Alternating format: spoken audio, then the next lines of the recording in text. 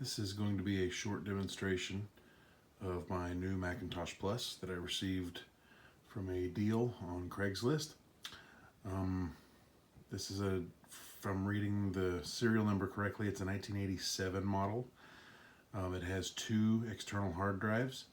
It has a Super Mac data frame 20 megabyte hard drive and a new design 200 megabyte hard drive. It has an internal 800K floppy and an external 800K floppy. When I got this, I couldn't get it to boot up, but once I figured everything out, I was able to boot it up, and there's a lot of cool stuff on this on these hard drives. So I'm gonna sort of run through a little bit of that right now. I'll try to make it brief, but it's a beautiful little machine. I had one just like this. My family had one just like this back in about 1989, 1990, 91, and I think up to 92 when we upgraded somewhere in there to a Performa shortly thereafter into the Power Macs and the iMacs and so on and so forth. So my family has always really been a Mac family. But this one was the first one, and it holds a special place for me sentimentally, and I'd like to share it with you. So we'll start off by firing up this data frame, which is the last hard drive in the chain. And kind of hear it whizzing up there. It'll turn green. Okay, once that turns green and stops flashing and goes solid, like that, then we're good to fire up the new design down there at the bottom. So it's just a switch on the back. We'll wait for this one to spin up. This one doesn't really have an indicator, you just hear it. You hear that it's totally spun up.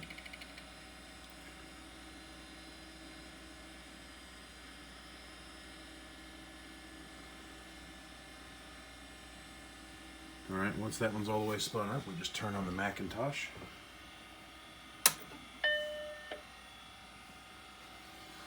And see if it boots. It should. Here we go, Happy Mac. Welcome to Macintosh. This particular machine is running system 6.0.8. And it should show me two hard drives, just 2 or 3 and my data frame, so we're in good shape there. So I'll use this mouse and we will look at what we got going on here. So let's go about the Finder. Finder is 6.1.8 and the system is 6.0.8. This is a 1 megabyte Mac Plus.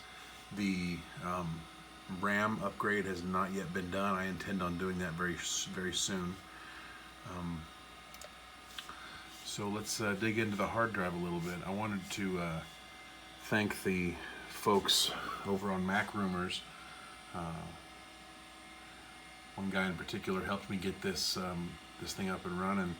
It was the reason that it wouldn't start up was that there was a SCSI address that is allocated to each one of these hard drives, and the button got bumped or something like that during the moving process of this machine, and it was not registering properly. So let's look at these hard drives. So this is full of stuff, and this guy was really into mechanics, ham radio, electronics. He was into bulletin board services. There's all the really normal stuff like Microsoft Works, Paint, Mac Draw, things like that. But he's also got this really cool ham radio junk in here, and I don't know much about ham radio, but there are a couple of applications in here as well as several files that are very interesting. So I'm going to dig into this at some point. I'm just not sure what I want to do with it. So let's go into the other hard drive real quick, the data frame. This is a smaller hard drive, but it seems to have as much or more stuff on it. Of course, we have Macintosh, of course. This terminal file, though, is interesting to me. I'm a bulletin board guy. I love BBSs, and there are Red Rider files or Red Rider connections in here to some old bulletin board services that this guy used to frequent. And it's really, really fascinating.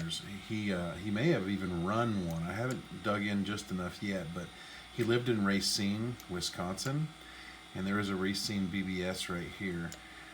It has a Red Ryder host, which leads me to believe that this was at least capable of hosting a bulletin board service. Haven't dug into a lot of this just yet, but there's a ton of stuff on here, just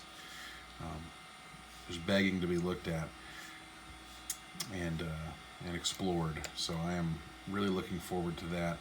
Of course, HyperCard is on here, but strangely enough, this particular version of HyperCard will not run on a 1 megabyte machine. So I'm thinking that perhaps this hard drive may have been used on a 4 megabyte machine, or even a machine running System 7, and then he moved it over to this one. I don't know the answer to that. I'm still learning all the intricacies of this system and all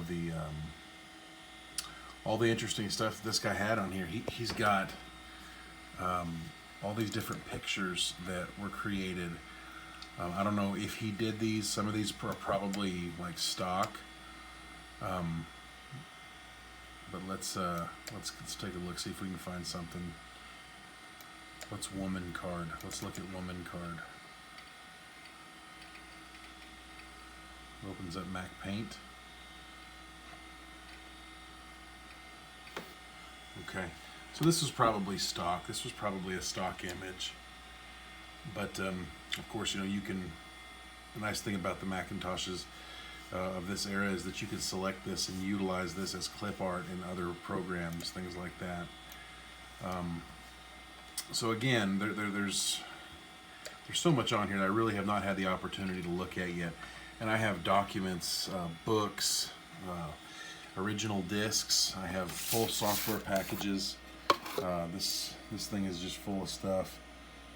Data frame system software, MacDraw, tours, and of course I've got my system tools here, which is